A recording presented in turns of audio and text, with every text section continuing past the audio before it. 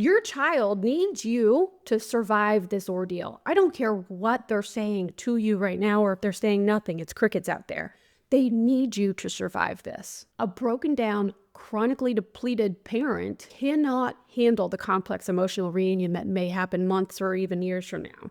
Welcome to Beyond the High Road, a podcast dedicated to healing your heart and life following the grief of alienation. I'm your host, Shelby Melford, a twice certified life coach specializing in post-traumatic growth. If you're experiencing the effects of alienation and you're ready to heal, then this show is my love letter to you. Stay tuned. Hi, everybody. How are we doing today? So today I want to start off with a few questions like I did last week. Okay? So, are you a bad parent? Do you believe somewhere in you that you're a bad parent if you bought a new coffee maker today? Are you selfish if you spend an hour planting flowers in your yard instead of crying over the last text that your kiddo wrote to you, or reviewing the court documents, maybe, for the gazillionth time? Are you betraying your child if you laughed at a movie, cooked yourself a decent meal, bought new sheets, went to the gym, or had a quiet afternoon where your entire nervous system was not wrapped around the alienation? If you've ever had a completely normal human moment and then immediately felt guilty for it, this episode is for you. Because parental alienation forces us into an unnatural state of permanent crisis. And when your body has been living in this crisis for so long, even peace, your moments of peace, can start to feel suspicious. Alienation itself can make you feel like if you are not actively bleeding, gushing blood, that you must not care. If you're not crying, if you're not obsessing, if you're not researching, emailing, fighting, trying to prove your innocence, trying to figure out the next move, some part of your brain may be whispering to you, what kind of parent are you? But I want to offer that whisper didn't start with alienation. Alienation amplified it, yeah. Alienation weaponized it for sure.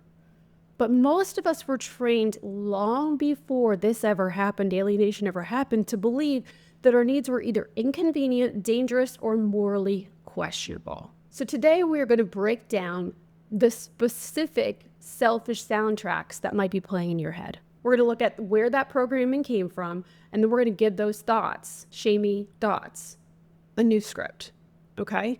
Because buying the coffee maker, planting the flowers, going to therapy, laughing at the movie, or making your home feel peaceful is not abandonment of your kid. It may just be you in the middle of the construction of that lighthouse that we've been talking about for when your child finds their way home.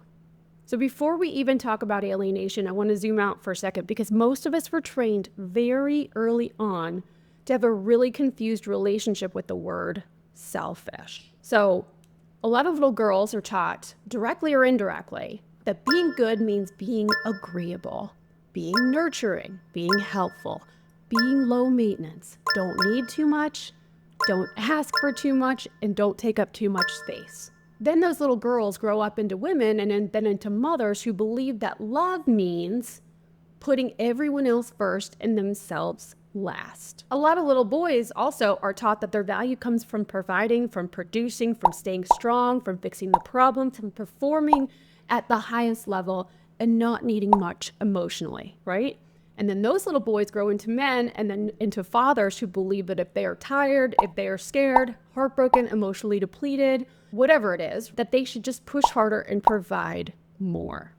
And even as kids, many of us learned that wanting space, wanting some privacy, personal time away, right? Wanting something different than the other kids wanted, wanting more, or saying no could get labeled as selfish. So we learned to disconnect from our own needs before we even had language for them. Then parenthood comes along, and this conditioning gets amplified. Suddenly there's this cultural pressure to be the parent who gives everything, signs up for everything, buys everything, attends everything, signs the kids up for all of the summer camps and all the things, sacrifices everything, and somehow does it all with a smile. And if you're not careful, then keeping up with the Joneses stops being about what the neighbors have and starts becoming an intrusion on your own self-concept. You start measuring your worth as a parent by how much of yourself you are willing to lose. Then alienation comes in and takes that already distorted programming and then weaponizes it. Because now the thought becomes, if a good parent sacrifices everything, then what kind of parent am I to want peace? Want a peaceful day? Want moments of clarity and joy even? What kind of parent am I if I buy myself something? What kind of parent am I if I stop obsessing for 5 minutes and breathe? So when we talk today about whether moving forward is selfish, I do not want you to hear this as some shallow conversation about self-care. This is deeper than bubble baths and boundaries, okay? We are talking about decades of conditioning that taught you that your own needs were either dangerous, inconvenient, or morally suspicious. And so right now we're going to begin to untangle that. Because once you understand that this guilt was trained into you long before alienation began, you can start questioning it instead of obeying it. The conditioning I'm talking about. So let's look at the architecture of the selfish trap. How old programming defines a good parent as a complete martyr, and why that definition becomes so dangerous inside of alienation. The old programming says that a good parent gives everything. A good parent sacrifices. A good parent puts themselves last. A good parent does not rest until we know that the child is okay. That can sound noble. And in the ordinary parenting, sacrifice, self-sacrifice, has a feedback loop. You stay up late, you pack the lunches, you drive to practice, you go without so that your child can have. The loop part of this is somewhere in there, you get a smile, you get a hug, you get a little hand in yours. The thanks, Mom, thanks, Dad.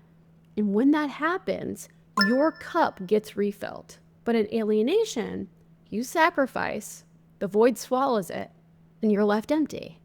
You give and give and give and give, and there may be no response, no repair, no reassurance, no visible evidence that anything that you are doing is landing. This is one of the biggest pain points for many of my brand new clients. It really is something that people have a hard time with because it feels like it's just you're giving, giving, giving, and it goes out into the abyss, right? You don't know if it's being received, if it's working, quote unquote, working or not, it feels hopeless and lonely. So if you do not make a conscious decision to refill your own cup, there may not be a natural refill coming. You do not just become tired in that moment, you begin to evaporate yourself. This is where the trap gets even more twisted, you guys. And when I'm saying this, I don't want to instill any fear or make this negative. Trust me, there's a very positive spin on all of this, but I do want to recognize your pain.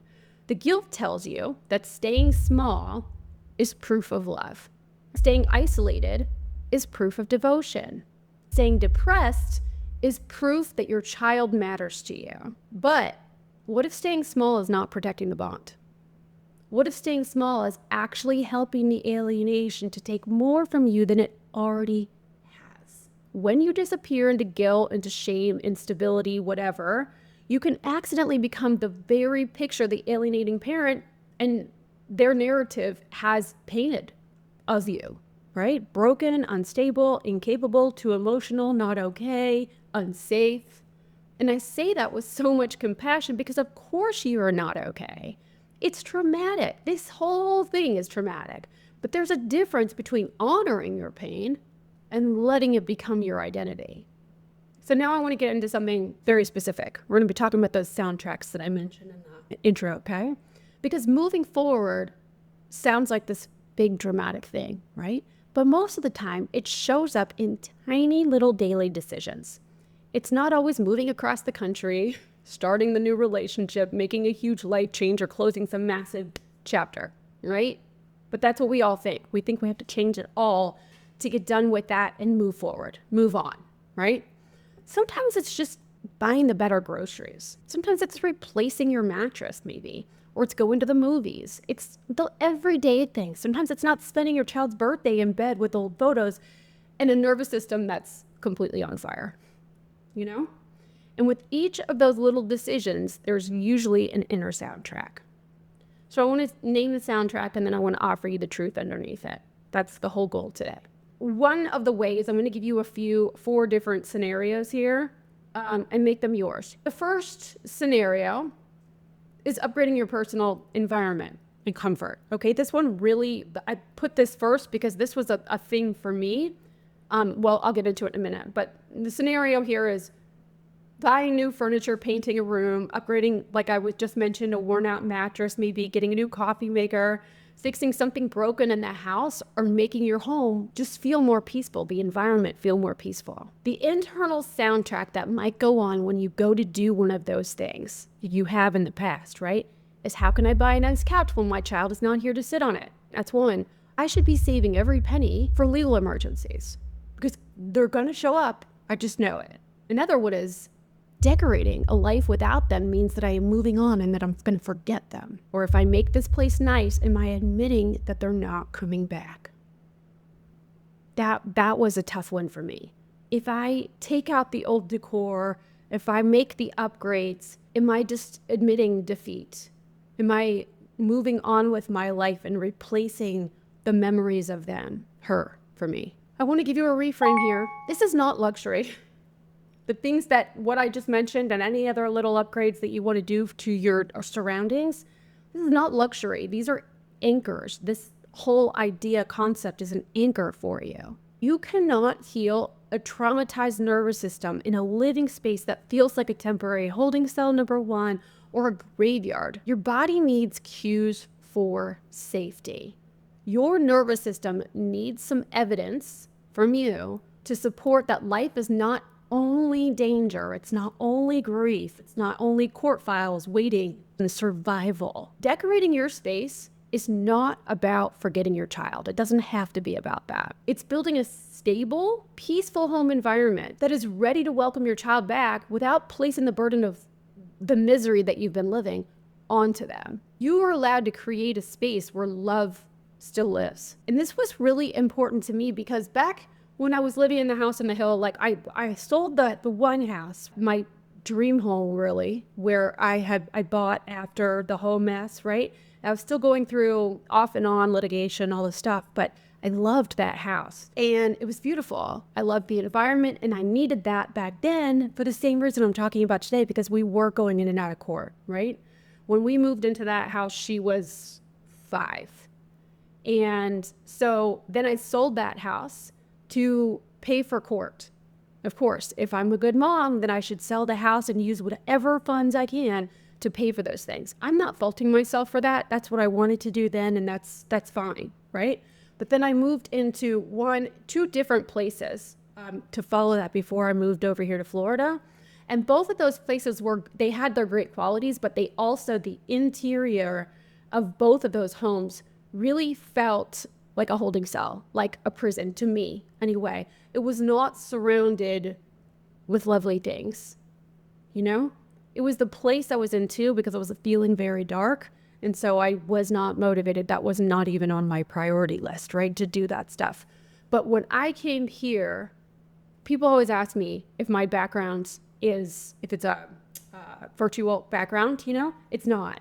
I made this one of the first priorities when I moved here, is to build those shelves and do all the things that I had because I really value beautiful things around me.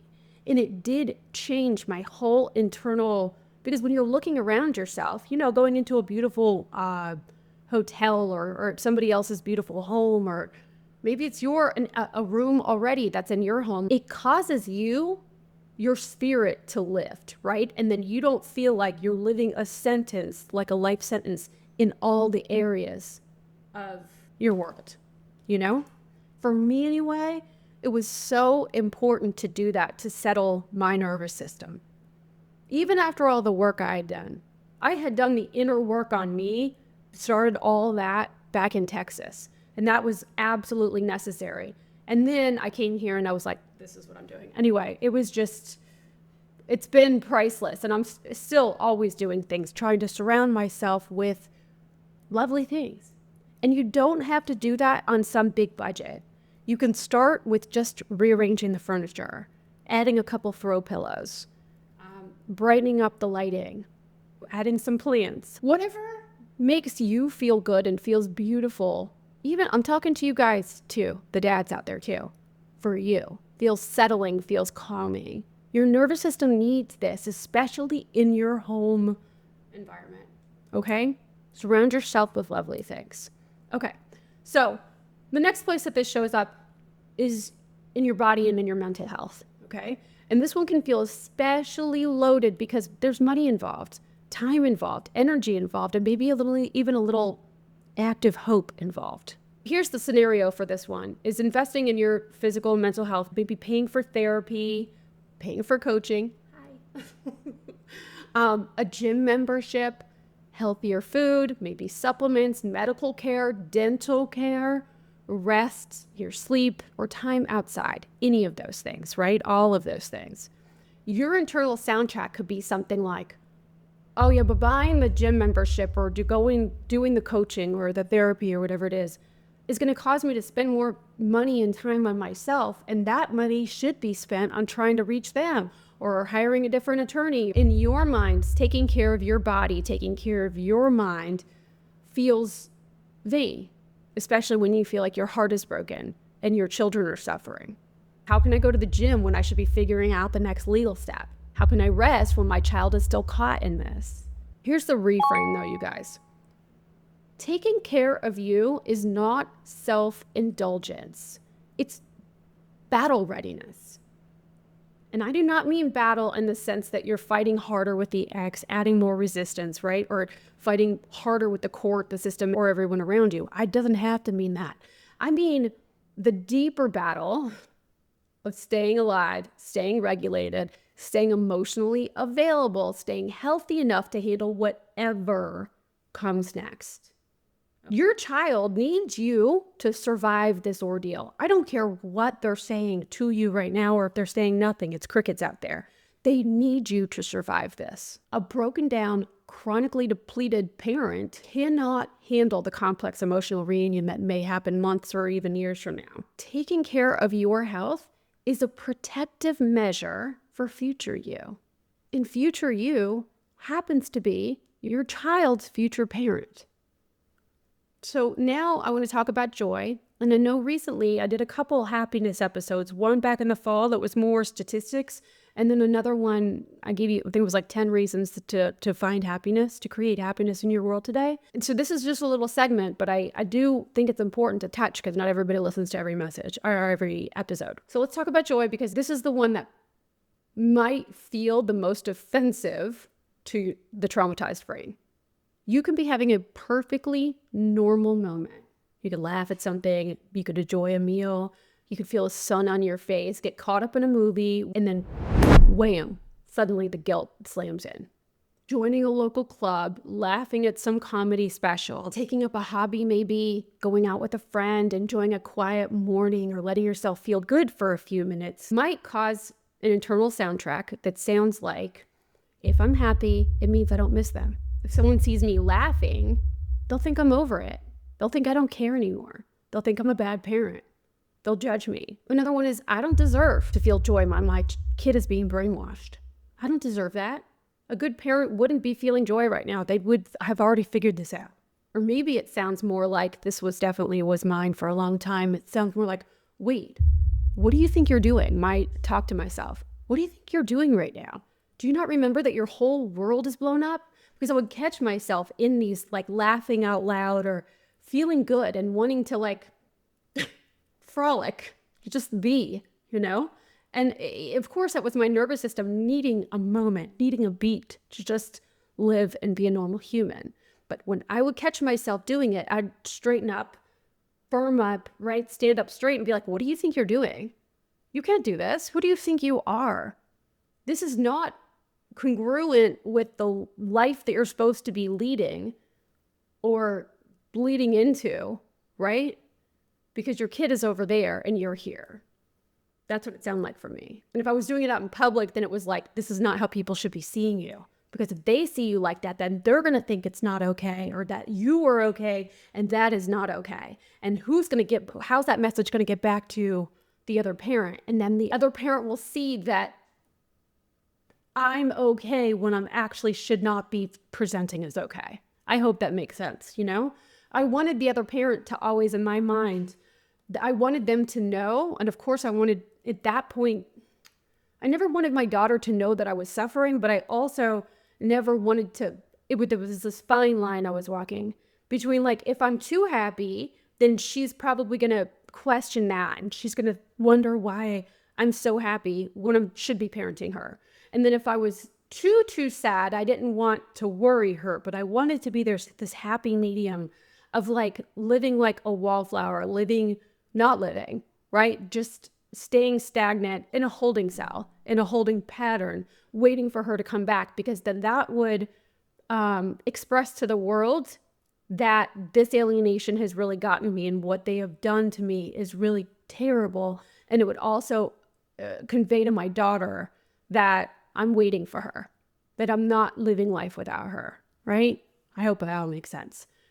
But listen, guys, the reframe here for you is that when you go out and you find yourself laughing or you really crave doing that, it's not amnesia that you're having, it's preservation. Kind of like I mentioned just a minute ago, joy does not mean that you forgot, okay? Joy does not mean that you do not miss them. Joy does not mean that you are over it, that you are over them. Sometimes joy, peace, whatever it is that you want to feel, is just your nervous system taking a clean breath of air, right? Sometimes it's your soul reminding you that alienation didn't get to destroy every single last part of you. The alienating narrative wants you to feel isolated and defeated. Shame also wants you to feel isolated and defeated. Reclaiming small pockets of joy proves that the system did not destroy your capacity to love life. And that's really important. And that's exactly the kind of healthy parent your child will need later. I think I would be remiss if I didn't mention that there are days, many days out of the year, I'm sure, that don't feel like ordinary days at all, right? Birthdays, holidays, graduation, Mother's Day, Father's Day coming up, the first day of school, the last day of school, the day they get their license, the day they turn 16, 18, 21. For girls, the first day that they date, you can get their cycle, all those things. These are really important milestones for parents. Some of those, the latter ones for moms, especially. These days can feel like landmines for us because you're not just living the day that's in front of you. You're also living the day that should have been happening, right? In this scenario, it's your child's birthday, a major holiday, a school milestone, some other meaningful date, right? And you have no contact, let's say. The internal soundtrack for you could sound like, I should spend this entire day in bed crying or staring at old photo albums to prove my grief. If I cook a nice meal for myself, go out or celebrate with others, I'm betraying my child, especially on these days. Another one is, I am a monster if I go enjoy a holiday while my child is missing from my table. What kind of monster would do that? And if I do not drown in my tears today, does that mean that I don't care? And the reframe for you guys here is this is not a betrayal. Absolutely not.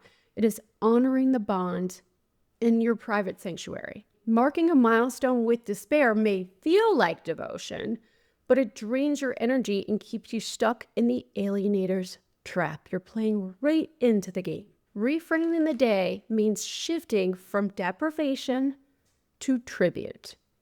Okay? You can honor the day without letting grief consume your entire energy. Alienated parents often live by two different calendars.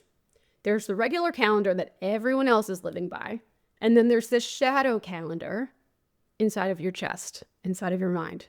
The shadow calendar says, today they would be turning 16.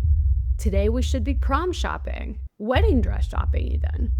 Today I should be making their favorite breakfast. Today I should be taking pictures. I should be, I have a client, I was just thinking now, when I said taking pictures, I was thinking last week, one of my clients was sharing that each year on the first day of school, he would take a picture in front of a certain hedge in front of his house, right? And he did this for all the years that he was with his kids, right? And now he's not doing that anymore. For the past, I think, 3 years, he's not been doing that. So I'm sure that same soundtrack is playing each first day of school for him. This is the day that I would typically take a picture of them right before. And I'm sure many of you have that. The whole idea of the shadow calendar concept is Today should not look like this. It should look like that.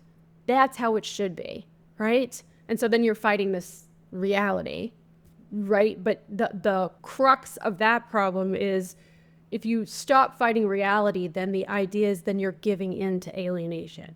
But hold tight for a second, because doesn't have to be the case for you. Back to the shadow calendar, that kind of temporal whiplash, if you will, can keep your nervous system in a perpetual trauma response of like, today should be the day that we did this. Oh God, that loop can go on for so long. You could find the today should be blah, blah, blah about things in the past all day long if you want to do, and every day of the year. You could be living a shadow calendar of the schedule that you used to keep when they were home with you, you know? So what happens is that you're physically in the present, but emotionally you're being dragged through, or your brain is dragging you through an alternate timeline of everything that should have been. So I want to offer you a different, like an alternative to that. Instead of forcing yourself into either total collapse or some fake celebration, right? Some one-person celebration, you know? I'm going to offer a third option for you, which is a parallel celebration. Parallel celebration means you honor the bond from exactly where you are with exactly what you have, okay? You celebrate your child externally from a distance, if that's how it is today, right? Instead of suffering internally in isolation. Most parents that I know will go and isolate themselves on that day. And I'm not saying that there's anything wrong with that. It also kind of depends on how you grew up. And if you were the child that sort of retracted and wanted to work things out on your own, it makes sense you do that now. And actually the reason that you might have started to retract, this is way off my notes, as a kid is because that was predictable for you in childhood. Because maybe your love or the attention was coming intermittently. And so in order to self-soothe and cope, you chose to just always rely on yourself. I know this very well because this is what I did for much of my childhood in life, okay? So anyway, back to where I was. So you celebrate your child externally from a distance instead of suffering internally in isolation, right? You let the love, your love, move outward instead of letting the grief implode inside of your body, okay? Maybe you plant a tree on their birthday. Maybe you donate a toy to a local charity in their honor. Maybe you bake their favorite cake and share it with the people you love and who support you. Maybe you light a candle. Maybe you write a card that you don't send. Maybe you do send it. Maybe you say, I love you. I'm still here and I'm going to stay well enough to keep loving you. This is not pretending that the day does not hurt. This is giving the love that you have somewhere to go. It's opening up as opposed to keeping it all in. It is celebrating actively and doing something out in the world, like the planting the tree or whatever. You're using your love for good, for your good, for their good, for somebody else's good, maybe even too, you know? It's a tribute. Also, so I want to mention that sometimes the healthiest thing that you can do right now is to treat the day like a normal Tuesday. That's okay too. That might sound wrong to the guilt brain, but maybe exactly what your nervous system needs right now. That's fine. If honoring the day, you know, historically has meant that you completely flood, you spiral, you completely lose yourself, then maybe going to the movies, taking a hike, ordering takeout, or refusing to perform grief for the calendar can be a valid and loving choice. You're allowed to survive the day in the way that helps you survive the day, okay? So this actually brings us to the distinction that I think matters most, because I think a lot of the pain comes from the phrase moving on. For an alienated parent, moving on, that term can sound like closing the door. It can sound like replacing your child. It can sound like you're saying, well, that chapter's over. Oh, well, no wonder your whole body rejects that.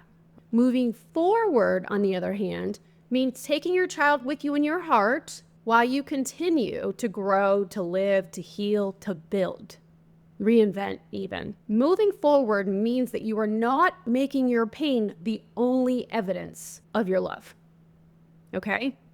Of course, when I say that, it reminds me of the episode I did a long time ago, maybe a couple years ago, mistaking a painful narrative for connection. That's another one you could go back and listen to. It was a couple, maybe 3 years ago. Moving forward means building a life that still has room for them. Moving forward means that you keep the light on without drowning yourself in the storm. This is where I always come back to the lighthouse. A lighthouse does not swim around into the stormy sea to drag ships to shore. It stands, it shines, it stays stable. It becomes a point of orientation for when the storm clears. But if a lighthouse crumbles into the sea out of sympathy for the ship, now both are lost.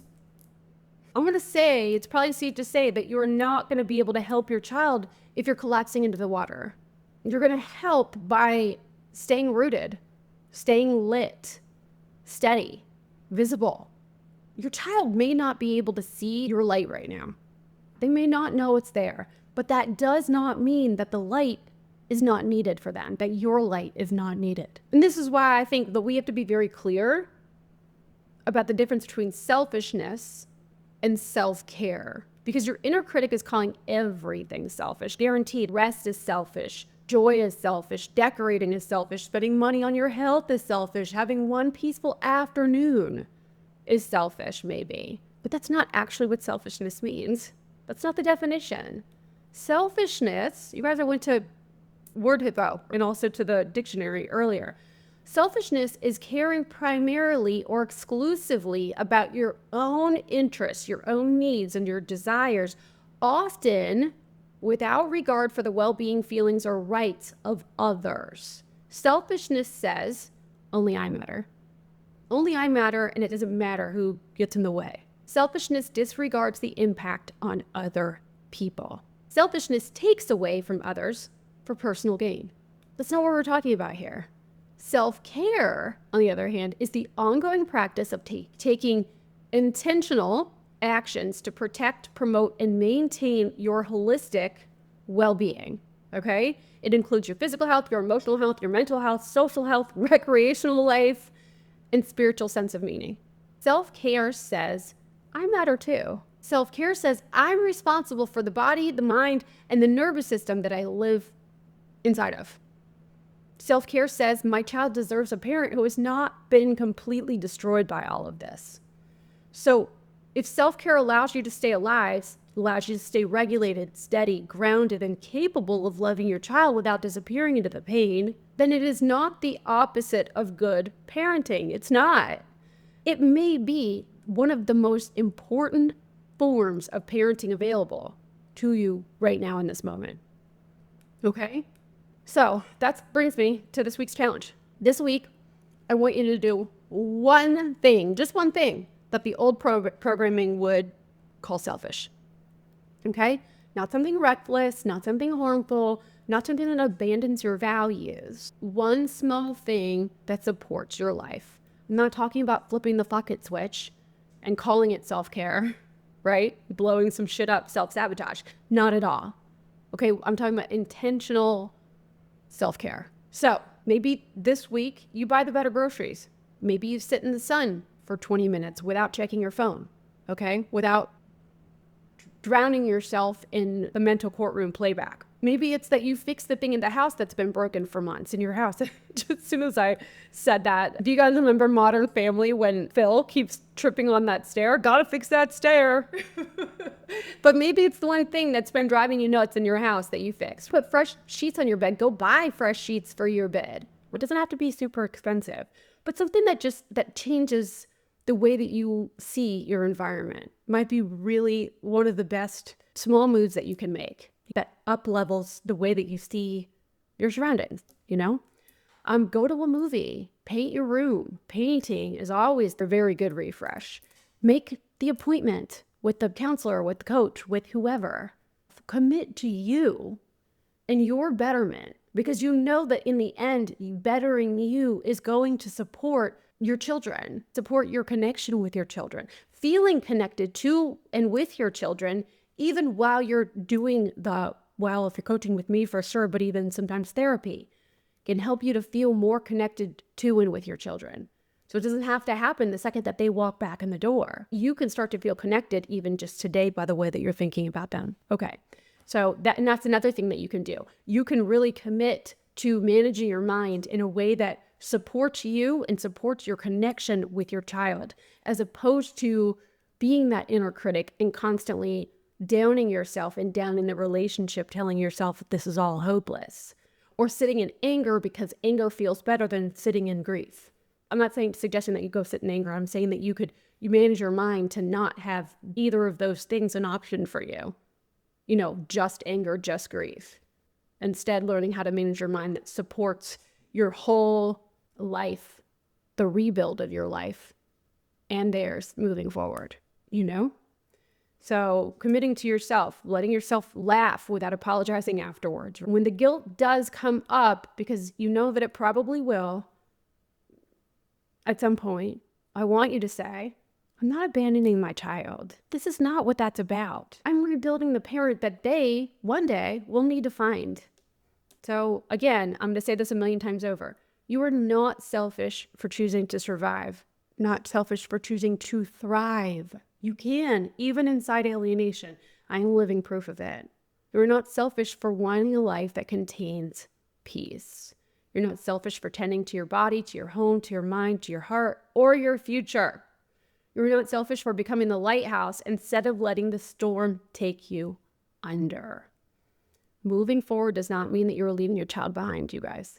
It means that you are carrying your love with you, enough love for the both of you, or however many kids you have, while you keep becoming someone stable enough, whole enough, and alive enough to receive them if and when they find their way home. I'd like to say when they find their way home. This is not selfish. This is sacred. So if this episode resonated with you today, I would love it if you would share it with somebody else, or even just write a review on Apple if you haven't done that already. I would really love that. And that would actually help other parents like us to find us, because the more reviews that we have, the more visibility that we have. And if you're watching on YouTube, you guys, I noticed, now I sound like Diary of a CEO guy, but that I noticed that 77, I looked at it the other day, 77% of people that watch, regular watchers or listeners of the podcast, are not subscribed. 77%. It's a lot. So if you're on YouTube, hit the subscribe button, please. I would love that. That would help too. And I love you guys. Have a lovely week. And I will talk to you next week.